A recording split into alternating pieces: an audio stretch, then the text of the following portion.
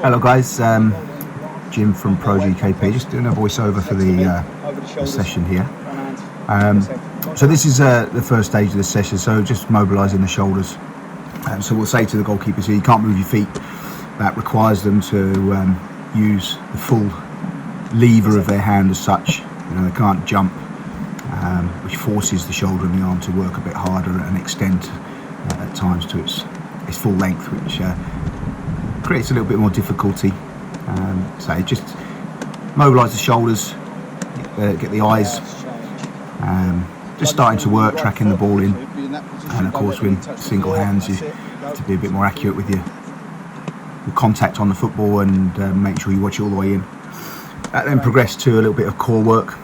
So these lads would have done a bit of prehab in the building before they come out, but I'd like to add a few variations now and again. You know, one of the things you find is that when you're working with, you know, the same goalkeepers day in, day out, a bit of variety and a bit of change, some surprises in there to mix things up from. So this is a forward lunge.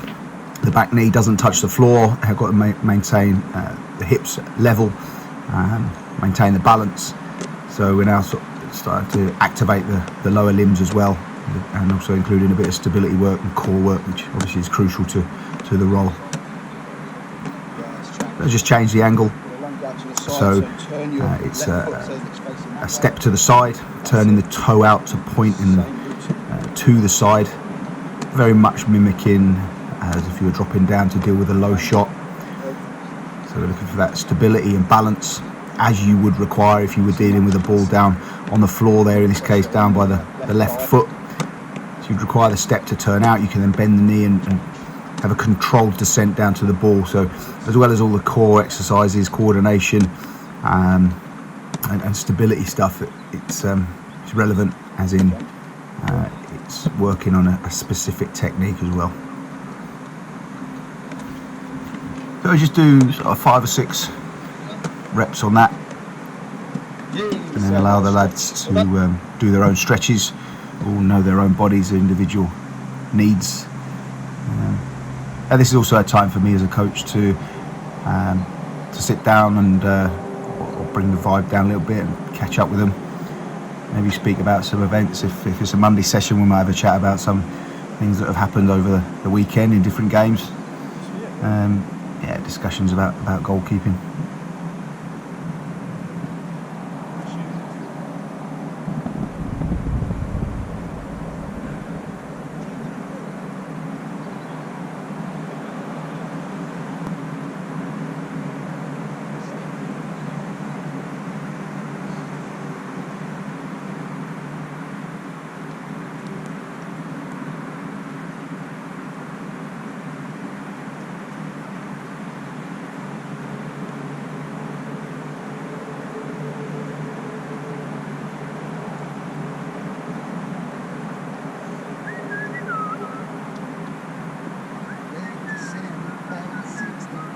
Right, lay down on the right hand side. So I'm going to be playing this, you deal with it with both hands, throw it back. Everyone's going to throw that. So in this progression, the goalkeeper starts on his right hand side, so he's working dealing with the ball on the floor. So all the techniques and the key points with that: one hand behind, one on top. We're using the floor as an extra hand as such. And then there's a bit of say core work, stability work there as they raise up, and just again tracking the ball onto the hands. So it's an early stage sort of top hand practice, but again it's relatively simple, getting them used to making contact with the floor. So as we progress into the session and we start working on dives with a bit more distance, impacts with the floor become more intense. We just want to get their bodies used to that, getting into those landing techniques. And I say, I'm a big fan of this single hand stuff. I don't overdo it because obviously we need the hands to work together whenever we can. So within this I would encourage, yes, we're going with one hand here, the right hand for that ball over the top, but we want the other hand relatively close, kind of following that movement. So we've got that habit of the two hands working together. Again, into another stretch. Hey, really relax, well done. Stretch off again.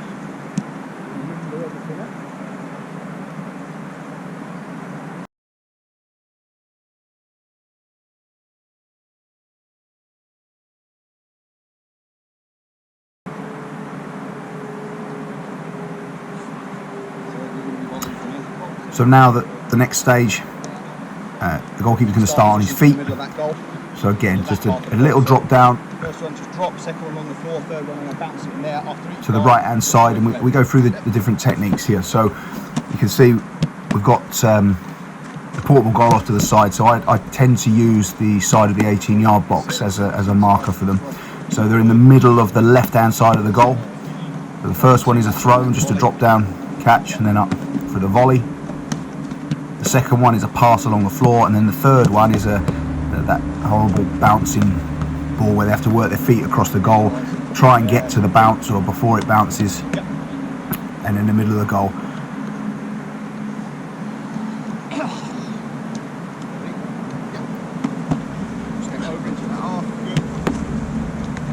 So you can see that they're into the opposite half for the volley, and you know there's a lot of comments made about volleys, but there is nothing better just to get the hands warm, the coordination in, and more importantly getting your eyes used to that ball travelling towards you.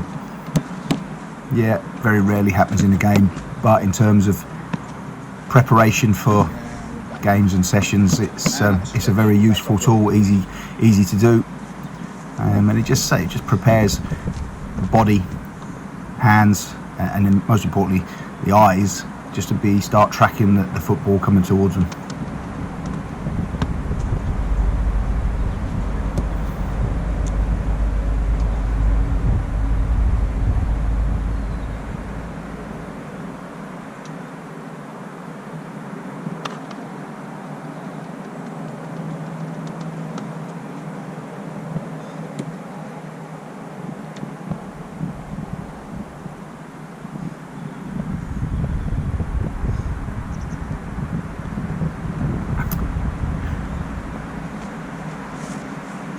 So we've progressed the session on relatively quickly here.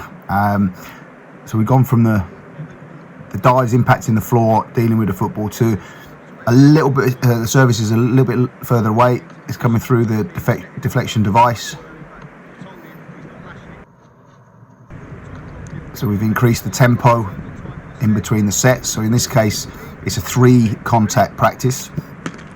First one, relatively nice, just through a deflection device, and the type of service from the second serve, I've told the goalkeeper that we're looking at about 75% in terms of pace. Want it straight down the channel so that he can get hold of the ball. So we're looking, particularly when we're working with this deflection stuff, I like to include a serve that doesn't go through the device, and just for a clear line of view, it takes away that psychological difference in terms of the ball might be deflected, and again the ball travelling from a little bit further away requires the eyes, say, just to pick it up from further. You can see they're a little bit untidy by the goalie, and that's the kind of thing you would expect, particularly from a younger goalkeeper. But it's early days really.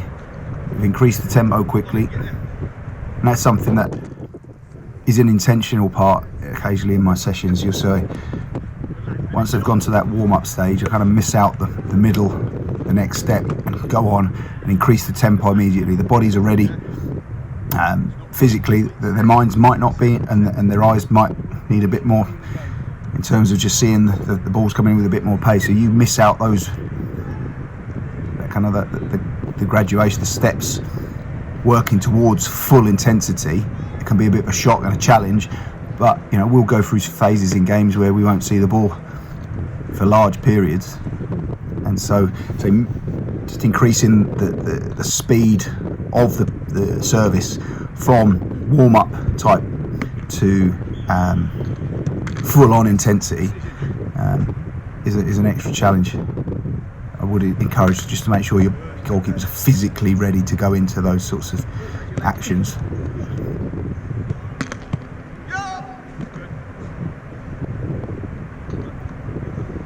So as you can see there, we've gone from the dives and the volleys into using the deflection device. We started on the left hand side of the goal, working central to the left, and now we've gone the other side and the tempo has increased again.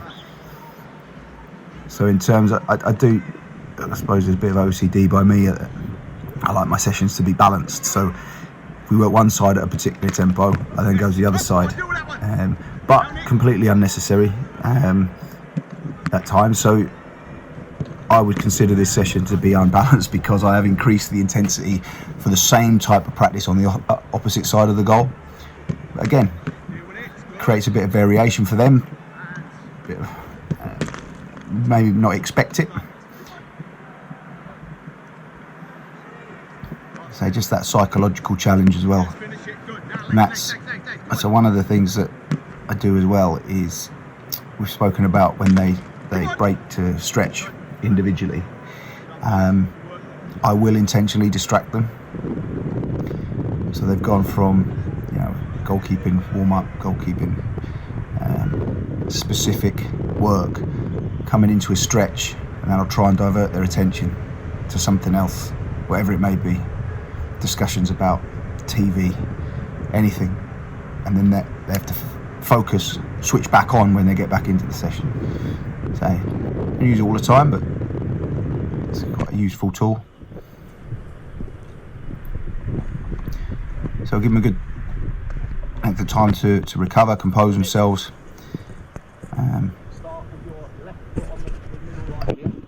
so now we are just working on that longer dive.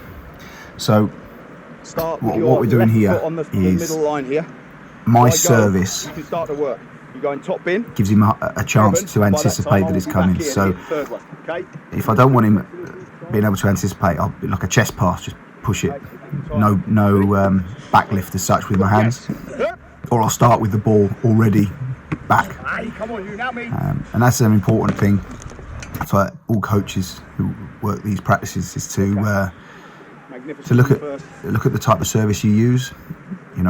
Will you draw in the ball back with your hand to then release it? That gives them an opportunity to anticipate.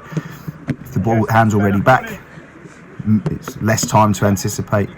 And of course, if you just hold the ball with your chest with two hands and just push it forward, very little time to anticipate what's going on. So they're useful little elements you can add to your sessions.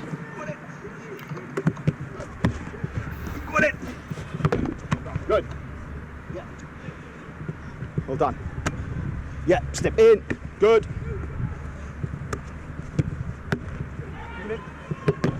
Yes, well done.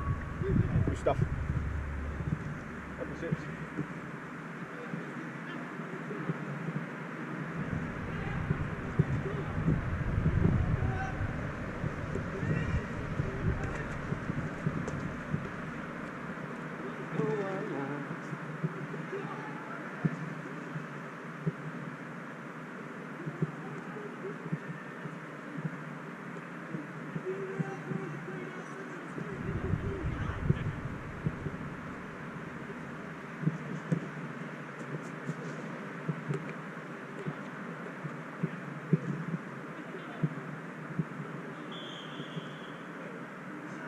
So here you go, you see he's reacted on my back lift. I'm literally just to the left out of shot here. So we've only got two goalkeepers working, so I'm serving ball 1 and ball 3. So I'm in a position to deliver that first ball.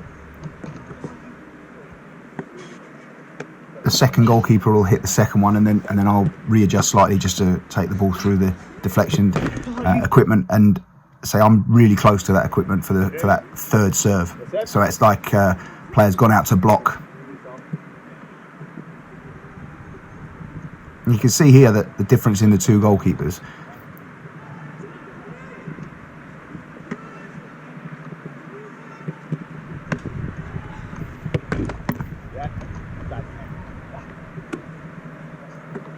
There you go. We talk a lot about the psychology of this, having this deflection device here. It's really difficult to illustrate it. So the threat of that deflection happening really changes things for the goalkeeper. Sometimes, particularly, you see there the goalkeeper is a bit tense. Should really be making that save quite comfortably, but so the anxiety of the potential deflection is kind of stiffened up a little bit, and perhaps a bit more relaxed approach to that in terms of psychologically trying to work. And we say to them, you've got to train as if it's not there. You always work to the first ball. If it's then deflected, then we react to that afterwards.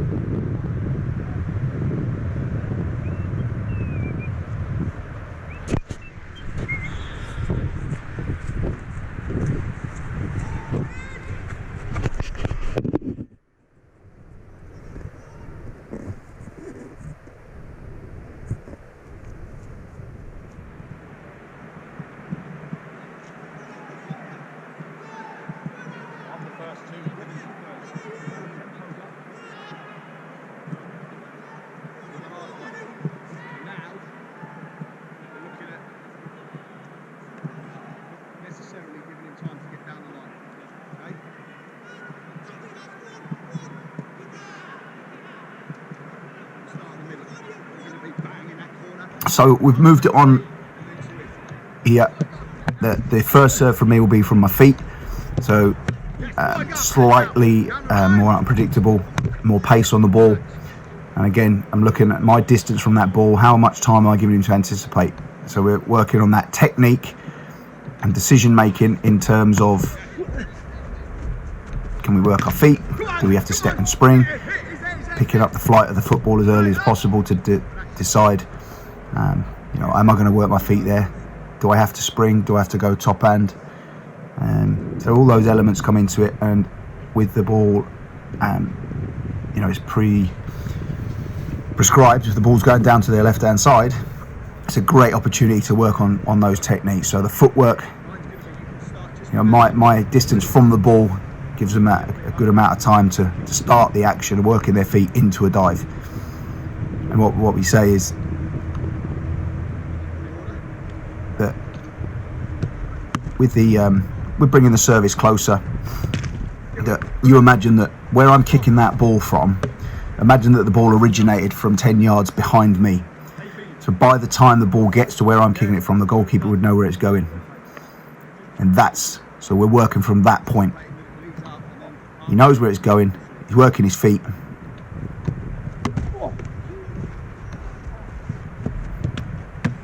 And you see that a lot of the practices I like to use are just these short little movements around the goal, getting into position. And I will address it, in this environment that I'm working in here, we're not blessed with a huge amount of training areas. We've got an obligation to protect the goal area. So we have to improvise at times in terms of pitch geography. We have to recreate 6-yard boxes with discs, because the pitch is shared, and we want the goal mouths good for when we've got crossing and finishing practices. And if I go in there and churn them up, then they're going to be near enough unusable by the time the winter comes. So pitch management is important.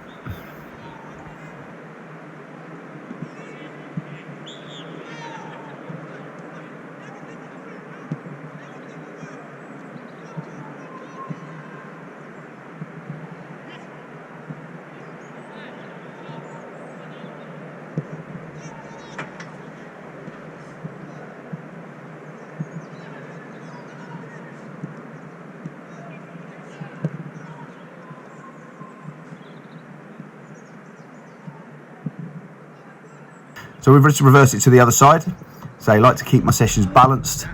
So we've got equal amounts of work in terms of the goalkeeper moving from in to out. So from the middle of the pitch to the outside. So middle of the goal here. To the right. He's then recovering back in before recovering back out again. So just those movements getting the bearings right. And we've very carefully edited this stuff, so you notice the video goes off to silent because of some unsavoury language being used.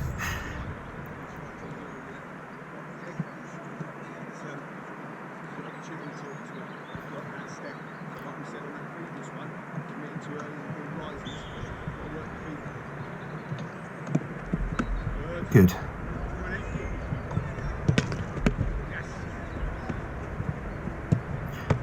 Well, if you've got any questions on what you're watching,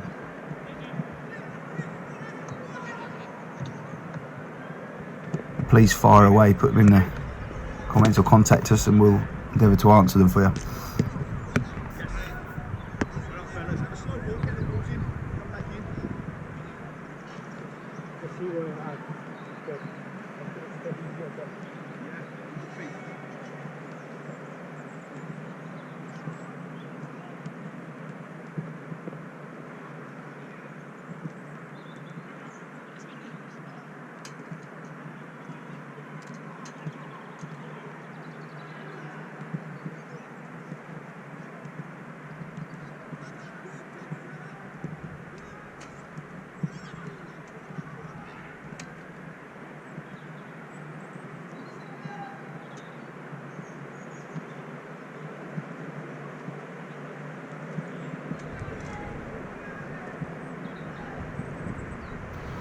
So all I've done now is I've moved the device, the deflection device onto the angle, so that the strike from a little bit further away central is a clear view. And again, with this group here, the goalkeepers have said to me that they like to quite often throw in strikes from distance, just so that they can track the ball coming in from further away. It's important. It is important that you always change your distances to allow for different distances, so that the eyes can get used to tracking the ball from further away. We can get used to working our feet to deal with those shots from further away, because we do have to deal with it in game. So it's important that you train the eyes from that point of view. So I'm just explaining the prescription here, the prescribed movements and actions. So you see there, my service.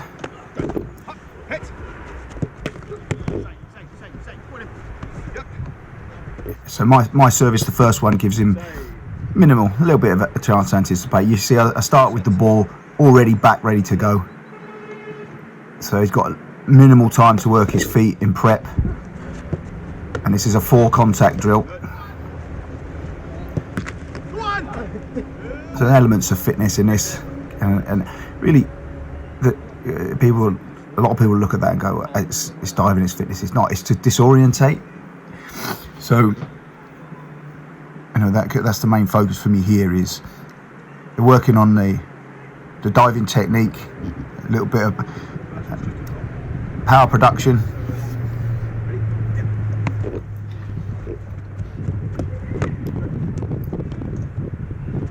So you see, really, the third contact, or the second dive as such, it really is just to throw them out of position. Because I could mix this up with a service. I must add, I've just remembered that the goalkeeper that's in there now, he was suffering with an injury that didn't mean he had to stop training, but we just had to modify his training ever so slightly, so the impacts on the floor were less, which is why you see him here not diving as far as the other goalkeeper. So there's the second dive, disorientate, getting back into position, and it's a fantastic opportunity for coaches to get real specific outcomes. That's why it's important that your service is good, your service is accurate, and your timing is good. So I can, if there's something that I need to work on him there, i.e. I think that he, say for example, the goalkeeper working from the middle of the goal to the right, he goes too far or doesn't quite get into the right position for the shot from the angle, then I can make that service for the third contact or second dive take him into a position where he can then actually work on the specific angle of recovery that is needed.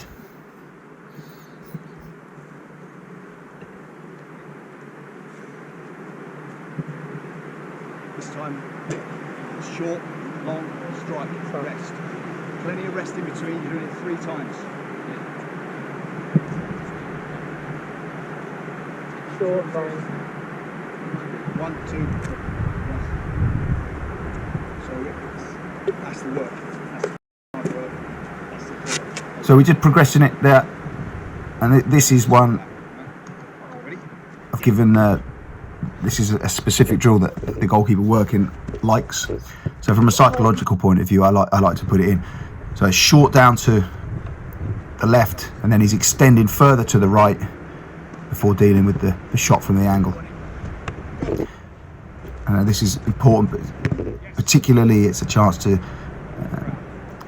And my focus on this would be this recovery point here. So that transition from down to the left, the movements, how he uses his body to then get back and go the other way as quickly as possible.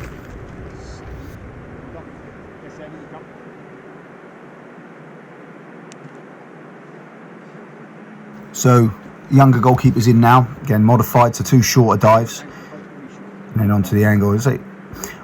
One of the key elements of this for me is the psychological approach for this shot from the angle.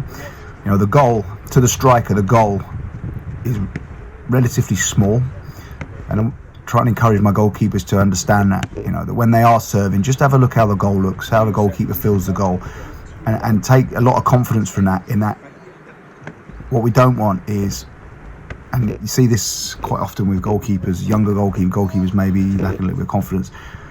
They start to gamble, start to try and anticipate strikes without looking for the key signals, the key triggers from the strikers, and so they'll go into a position like that, and with that, say, that lack of confidence, will try and anticipate and go early rather than keeping the faith, having that belief in their own ability to say, no, I'm going to stand up and I'm going to react to whatever happens here because I'm good enough to make the save from this position.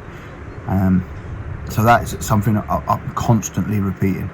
Believe in yourself, stand up, react to what you see, because you are good enough. Don't be cheating. Don't be cheating yourself by trying to, go early and desperately trying to make a save, because you'll get found out, and you don't want that mentality going into games.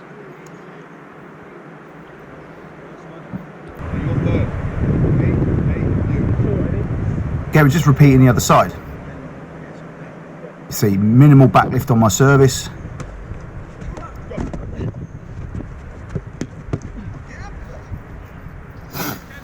This is one of the things, what you've seen there, the goalkeeper, soft hands, he's taking a bit of a deflection, and the ball's just trickled away from him. When you're dealing with this, say the potential of deflections, the ball can deviate in flight very, very minimally, but can cause a big problem. And so we encourage your goalkeepers to have, really, if you're going to try and maintain possession, expect the ball, you're not going to catch it clean every time. The ball may just trickle away from you. So nice and soft with the hands, keep the ball safe. It's like the cushion and catch techniques that we talk about in our technical guides. And it's a split-second decision. So in that instance there, the goalkeeper's clearly seen the initial flight. Yeah, I can catch this. It's taken a little bit of a knock off the deflection, but because he's got soft hands and a big target with those hands, the ball's just stayed relatively close and pick up the second one. So obviously you need to gauge that yourselves with distance and time. So that one there, you see the setup, the goalie setup wasn't quite right. He's gone with one hand because the initial start position wasn't great. Two hands in position will, as the strike is hit, will give you a better chance to go with both hands.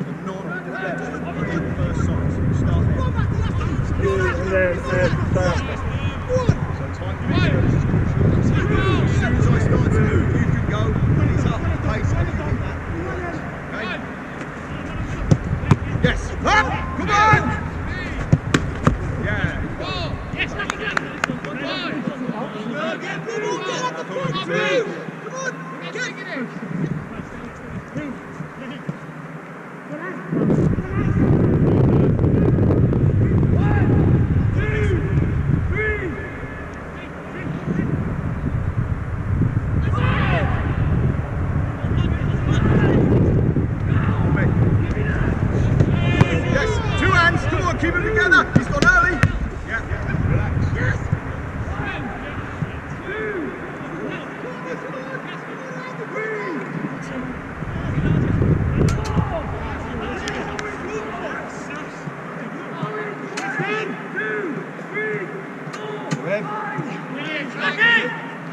He's gonna go.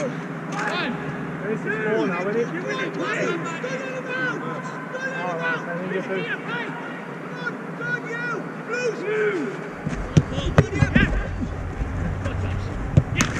Yeah, safe. Let's after the ball.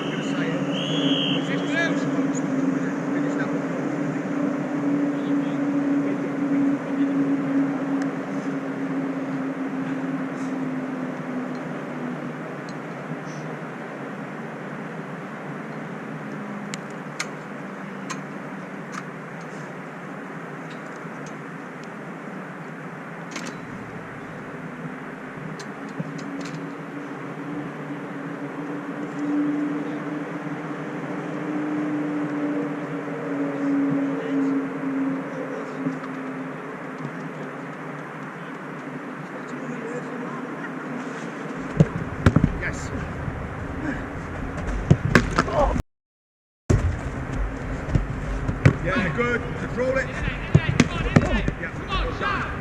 Sean, keep doing it less you do. Come on. Come on. Don't go short. I want to keep right here. What do you mean? You're trying to be a fit.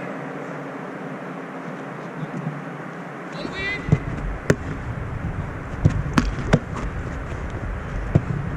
Great feet. Come on in. What are you doing? That's that split-second judgment. You're almost right. You're almost in a good position as he makes contact. What I mean is, not in the middle of that goal, but you're about here. And you kept moving, so it might be working.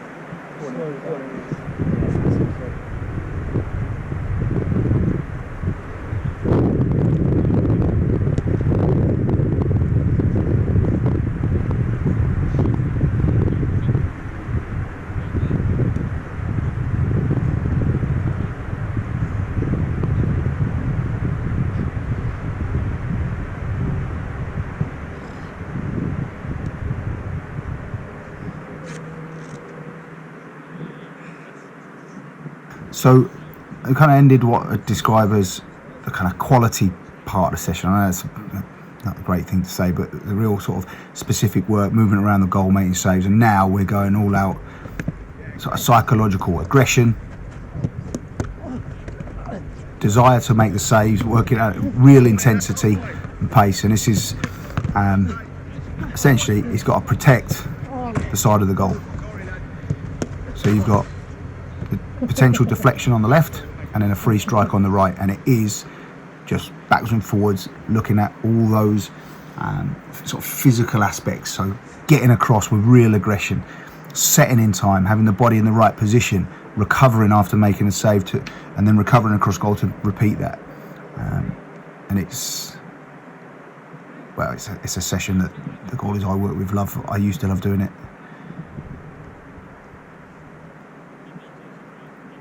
So it's just towards the back end of the session, we've done the real, looking at the specific positioning, and now we're just all out aggression, quality, and ultimately keep the ball out of the net. That's the mentality, whatever it takes. They didn't set in time, done well there. Yeah, we've done well there. As the intensity increases, you've got to really focus as a coach, because things have speeded up and you're going to have your wits about you to make sure you're picking things up. I'm just going to repeat this, move it over to the other side. So now, again, from a visual point of view, you're now travelling to the right. Your focus goes to the right as you travel across, and then you position yourself behind what's going to potentially give the ball a deflection. And again, keeping the sessions balanced, so we work equal amounts as best we can on both sides of the goal.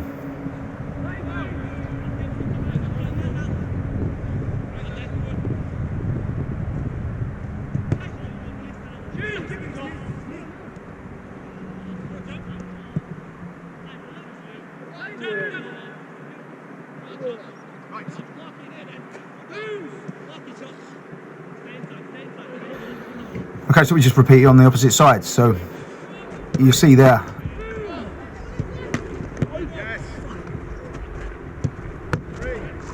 quality when you can. So you see these free strikes, not a huge amount of pace on those footballs. We're looking for that, decision making in terms of, are we going to clear the danger? Are we parrying, blocking? Can we catch? Do we cushion and catch?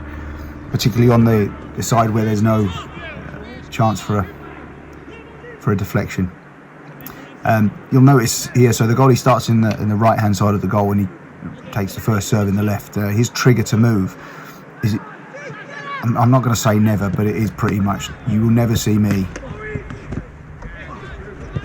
in a practice where we use verbal or noise triggers. Everything's done on actions. So you'll see in this practice, goalkeeper starts in the right. As the server serving into the left side of the goal initiates his movements, that's the trigger to start. That's the trigger to go. And I've done that for years. I'll never shout to get someone to spin. It's all, if we're doing that practice, you know, the classic goalkeepers on the half turn, you get a shout, you spin. The way I use that is the goalkeeper will quite often put something in the field of vision. So say the goalkeeper starts on the post facing the corner flag, we say focus on the corner flag, or focus on, we'll put a ball out there slightly on a better angle so that out of the corner of his eye, in his peripheral vision, he can see the person going to serve. So he's focusing on the object, whatever it may be. He can see the server in the corner of his eye. When he sees that server start to move, that's his trigger to start the practice and move into position.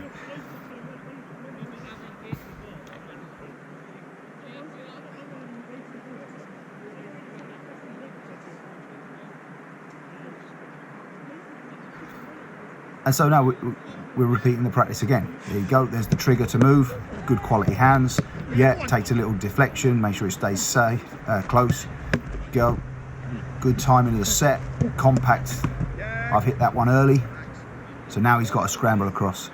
And that brings in the decision making with positioning and committing to protecting an area of the goal. So the breakdown there would be, can you get into position, ideal position? Can you get in there and set and be in the perfect position at the perfect time? If you can't, what are you going to do? Do you want to still be moving? Do you want to set out a position? And worst case, am I just going to throw myself across goal and hope that I cover as much of it as possible?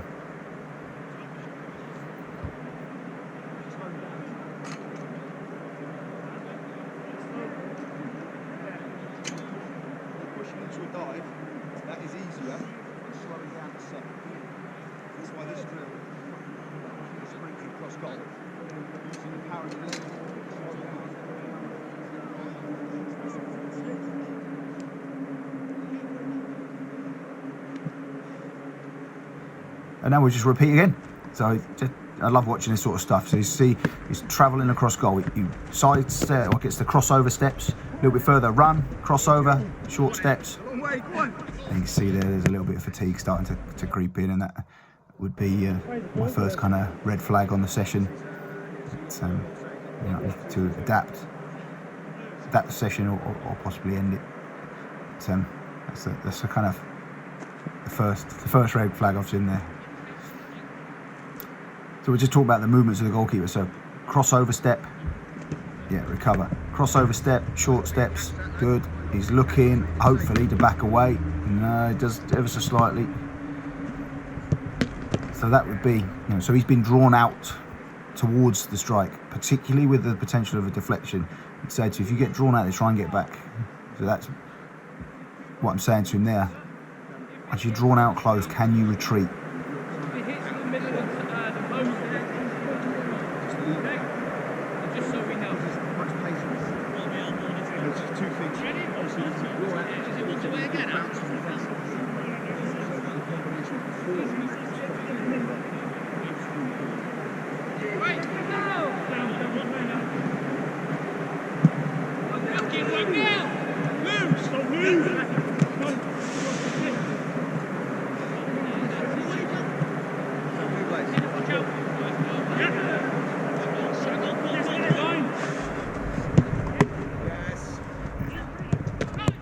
So you can see with the red flag I saw, so now we've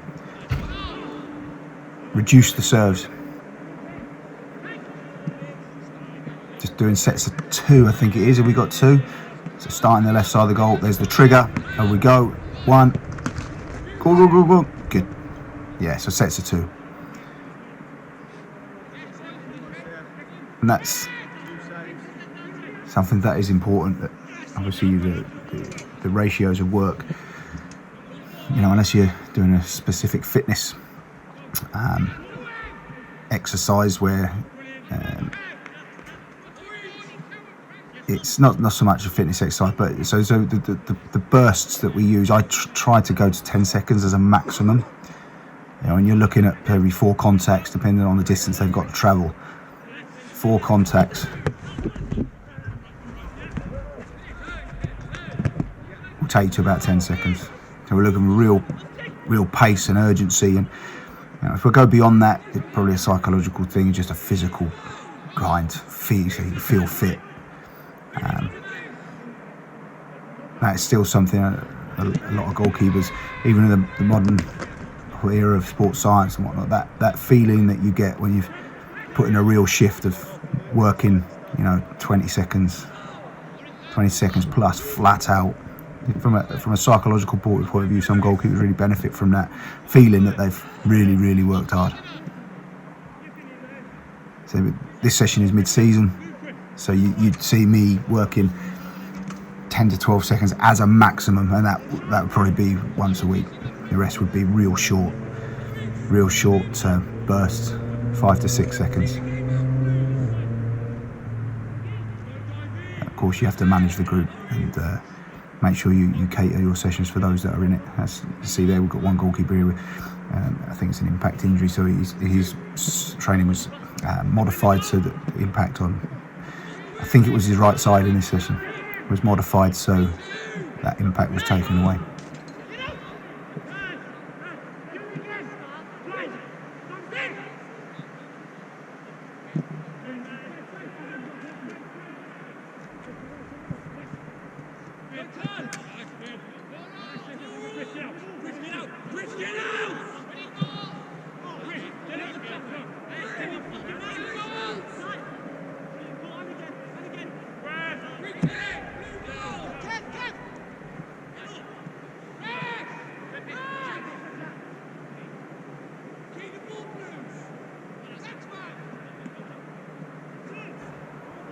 So to end the session, I took the intensity right down, and this was all about, again, we talk about the visions side of things, and how important it is to track footballs from different distances. So in this one, it's a volley from 7-8 yards, followed by a half volley from probably about 18. Just a nice, and this arguably, you could call a bit of a filler. The team aren't quite ready to take the goalkeeper. You are going to have inconsistencies in your timing. For whatever reason it be, the best prepared, the best planning in terms of session can change. Anything can happen during a session to alter the timings of it. So you will, as a coach, have to have an array of practices of varying difficulty, varying intensity, to fill gaps in between when you finish your session and when the team need them. So I'd urge you to make sure you have prep for those times. So the first practice there was the second serve was directly behind the first one. This time, the first volley, centre of the goal, followed by a little step to the left. And again, giving him plenty of time to get there. This is not physical. This is not a tactical thing. This is pure just discipline in terms of techniques and quality. They are fatigued at the end of the session. So we're just focusing on the quality of dealing with the football. And there is an element of just keeping them active and ready for when they are going to go in with their team when the time runs out with me.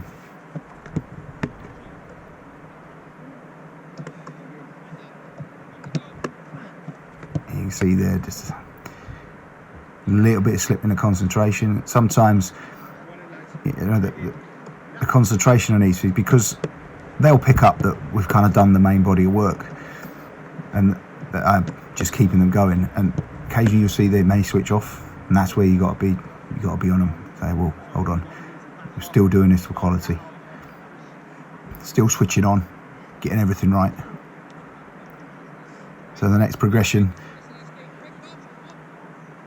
is the first volley, the first contact is in the left-hand side of the goal, and then it is just a little turn, rotate, and reposition yourself within the goal to deal with the. You see, it's relatively controlled. It's a volley and a half volley. We're looking for consistency of strike, allowing them to deal with the ball.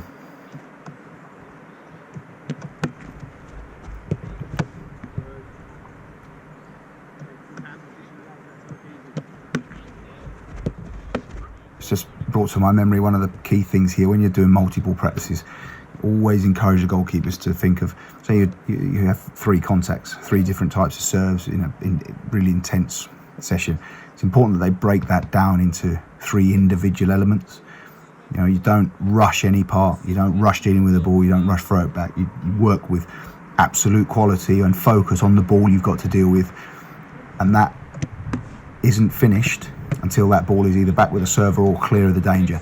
You then work with real pace and aggression to get into position for the next ball, and then you bring your composure back down again to deal with it with quality, no rushing. In this case it's 2 serves, so we're looking for composure, quality, aggression, in, set, and then back down in terms of mentality. And as that was probably the last serve of that session, they would then drift over to the team and be involved in tactical sessions with them to finish the day off, and then possibly after that maybe extras depending on, you know, their individual development plans, what would be in that. So thanks for listening, guys.